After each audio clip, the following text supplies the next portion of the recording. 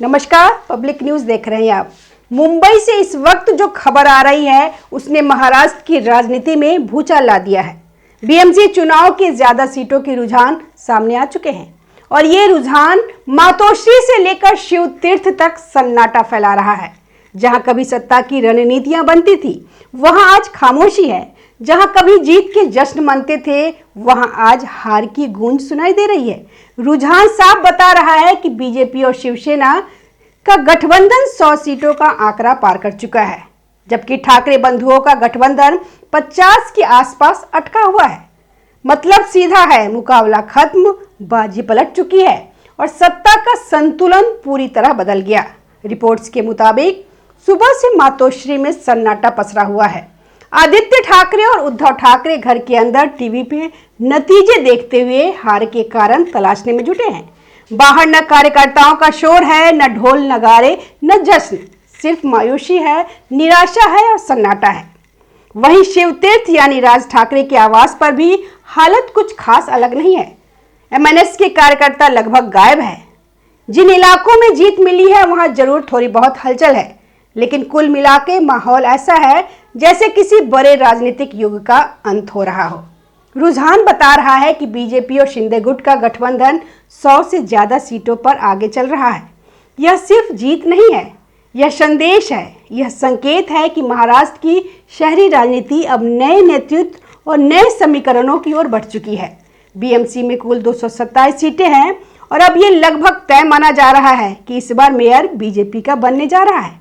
वो बीजेपी जो दशकों से बीएमसी में सत्ता से दूर थी, वो बीजेपी जिसे मुंबई की राजनीति में हमेशा बाहर का खिलाड़ी माना गया, और आज वही बीजेपी बीएमसी की सबसे बड़ी ताकत बनकर उभर रही है। यह सिर्फ एक चुनावी जीत नहीं, यह ठाकरे राजनीति के किले पर सबसे बड़ा हमला है। 26 साल का दबदबा टूटा, ठाकरे युग का अंत। दोस्तों, बीएमसी पे उद्धव ठाकरे की पुरानी शिवसेना का लगभग 3 दशकों से ज्यादा समय तक दबदबा रहा। करीब 26 साल तक मेयर शिवसेना का रहा। मुंबई पर ठाकरे ब्रांड की मुहर थी, सड़क से सत्ता तक, वार्ड से मंत्रालय तक। लेकिन आज वही ब्रांड बिखरता हुआ नजर आ रहा है। बीएमसी ठाकरे परिवार की राजनीतिक ताकत का सबसे बड़ा गढ़ थी। यहीं से संगठन चलता था, यहीं से फंडिंग होती थी, यहीं से मुंबई की राजनीति कंट्रोल होती थी, और आज यही गढ़ उनके हाथ से निकलता दिख रहा है। राजनीतिक जानकार इसे सिर्फ हार नहीं बल्कि ठाकरे राजनीति का टर्निंग पॉइंट मान रहे हैं। सिर्फ मुंबई नहीं, पूरे महाराष्ट्र में बीजेपी आगे। दोस्तों, कहानी सिर्फ बीएमसी तक सीमित नहीं है। पूरे महाराष्ट्र के बड़े नगर निगमों में बीजेपी की लहर दिखाई दे रही है। नागपुर बीजेपी 100 सीटों के करीब पहुंच चुकी है। कांग्रेस सिर्फ 31 से 35 के बीच झूल रही है। पुणे बीजेपी 50 सीटों पर आगे, एनसीपी महज 5 पर। नासिक में बीजेपी 12, एमवीए प्लस एमएनएस से 9। ठाणे बीजेपी गठबंधन 24, यूबीटी एनसीपी सिर्फ 5 पर। Sambhajinagar BJP 20, Shivsena 18, UBT 10।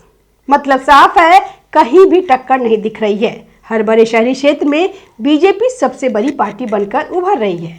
वहीं राहुल गांधी का बयान, हार की स्क्रिप्ट तैयार। दोस्तों, जैसे ही कांग्रेस के खराब प्रदर्शन के संकेत मिले, खासकर जब बीएमसी में कांग्रेस सिर्फ 3 से 7 सीटों पर सिमटती दिखी, वैसे ही राहुल गांधी का बयान आ गया। लोकतंत्र खतरे में है, वोट चोरी हो रही है। अब सवाल यह है कि क्या ये हार की जिम्मेदारी लेने का तरीका है या फिर ये वही पुराना बहाना जो हर हार के बाद सामने लाया जाता है। अब यही लाइन ठाकरे बंधु भी दोहराते दिख रहे हैं। चुनाव निष्पक्ष नहीं था, माहौल खराब था, लोकतंत्र खतरे में है। लेकिन असली सवाल यह है कि अगर लोकतंत्र खतरे में है तो जनता ने बीजेपी को वोट क्यों दिया? अगर वोट चोरी हो रही थी तो विपक्ष हर जगह क्यों हार रहा है?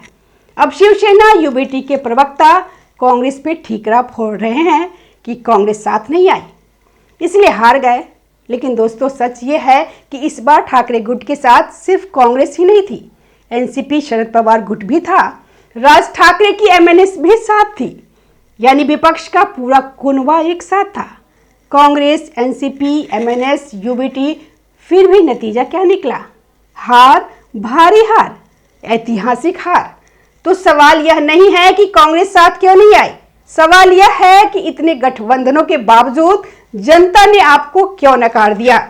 दोस्तों, बाला साहब ठाकरे ने उद्धव ठाकरे को एक मजबूत राजनीतिक विरासत सौंपी थी, एक मजबूत संगठन, कट्टर कार्यकर्ता और एक साफ विचारधारा, हिंदुत्व और मराठी अस्मिता। लेकिन उद्धव ठाकरे ने उस विरासत को संभालने के बजाय उसे बदलने की कोशिश की। उन्होंने सोचा कि कांग्रेस और शरद पवार के साथ जाकर वो सत्ता में रह सकते हैं। उन्होंने सोचा कि विचारधारा छोड़ के गठबंधन की राजनीति से जनता का समर्थन मिलेगा। उन्होंने सोचा कि हिंदुत्व छोड़ने के बाद भी हिंदू वोट उनके साथ बना रहेगा। लेकिन राजनीति में सोच नहीं, जमीन की हकीकत चलती है। और जमीन की हकीकत यह थी कि जब उन्होंने अपनी मूल विचारधारा छोड़ी तो उनका कोर वोटर भी उनसे दूर चला गया। इस चुनाव में ठाकरे गुट ने मुस्लिम वोट बैंक को साधने की पूरी कोशिश की। EIM के उम्मीदवारों की पार्टी में शामिल किया गया। कांग्रेस के मुस्लिम उम्मीदवारों को टिकट दिया गया। यहां तक कहा गया कि जीत गए तो लाउड स्पीकर लगवाएंगे। लेकिन नतीजा क्या निकला? न हिंदू वोट मिला, न मुस्लिम वोट पूरी तरह मिला और पार्टी दोनों तरफ से कमजोर हो गई। राजनीति में जब आप अपनी पहचान छोड़ते हैं तो जनता भी आपको छोड़ देती है। ये सिर्फ विचारधारा की हार नहीं है, ये संगठन की हार है। शिवसेना का संगठन कभी मुंबई की गलियों में धड़कता था। हर वार्ड में कार्यकर्ता, हर मोहल्ले में शाखा, हर चुनाव में जमीन पे लड़ने वाली टीम। लेकिन आज वो संगठन टूट चुका है, कार्यकर्ता बिखर चुके हैं, नेतृत्व बढ़ चुका है। और जब संगठन ही नहीं होता तो प्रचार कौन करेगा, तो वोट कौन दिलाएगा, तो मैदान में कौन लड़ेगा। इसीलिए यह हार सिर्फ चुनावी नहीं, संरचनात्मक हार है। उद्धव ठाकरे ने आखिरी कोशिश में राज ठाकरे को भी साथ लिया। सोचा कि मराठी वोट एक हो जाएगा, हिंदुत्व का नैरेटिव मजबूत होगा, बीजेपी को चुनौती मिलेगी। लेकिन हुआ उल्टा। राज ठाकरे का आधार पहले से ही कमजोर था। उनकी पार्टी जमीन पे लगभग निष्क्रिय थी और इस गठबंधन से फायदा होने के बजाय नुकसान ज्यादा हुआ। आज हाल यह है कि दोनों भाई हार के सन्नाटे में डूबे हुए हैं, एक मातोश्री में, दूसरा शिव तीर्थ में। इस चुनाव में बीजेपी और शिंदे गुट की रणनीति बेहद साफ थी। स्थिरता दिखाओ, विकास दिखाओ और मजबूत नेतृत्व का संदेश दो। देवेंद्र फडणवीस और एकनाथ शिंदे की जोड़ी ने ये काम बखूबी किया।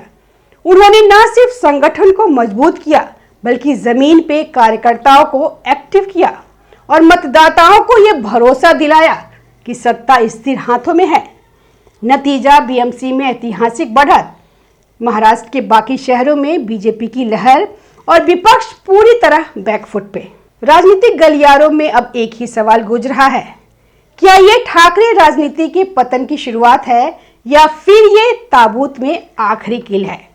BMC हारना सिर्फ एक चुनाव हारना नहीं है, ये सत्ता का स्रोत खोना है, ये संगठन का केंद्र टूटना है, ये राजनीतिक पहचान कमजोर होना है।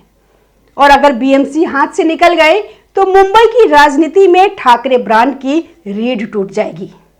अब उद्धव ठाकरे और राज ठाकरे के सामने सबसे बड़ा सवाल यही है, अब आगे क्या?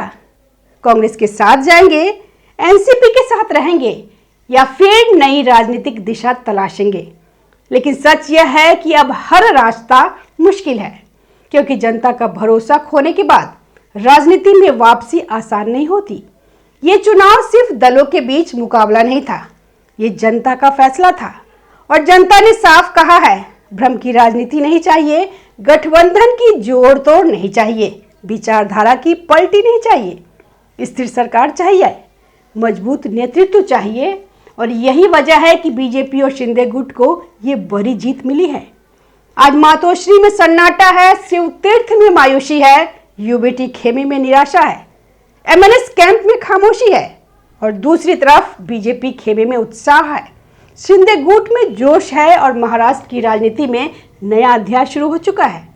BMC चुनाव सिर्फ नगर निगम का चुनाव नहीं था, यह महाराष्ट्र की राजनीति का सेमीफाइनल था। और फाइनल में किसका दबदबा होगा, ये आने वाले विधानसभा और लोकसभा चुनाव तय करेगा। लेकिन इतना साफ है कि आज का दिन ठाकरे राजनीति के लिए ऐतिहासिक हार का दिन बन चुका है। अगर आपको यह वीडियो पसंद आया हो तो लाइक करें, शेयर करें और चैनल को सब्सक्राइब जरूर करें। धन्यवाद। ताज़ा खबरों से जुड़े रहने के लिए हमारे चैनल को सब्सक्राइब करें और बेल आइकन को दबाना ना भूलें ताकि हर खबर की नोटिफिकेशन आपको मिलती रहे।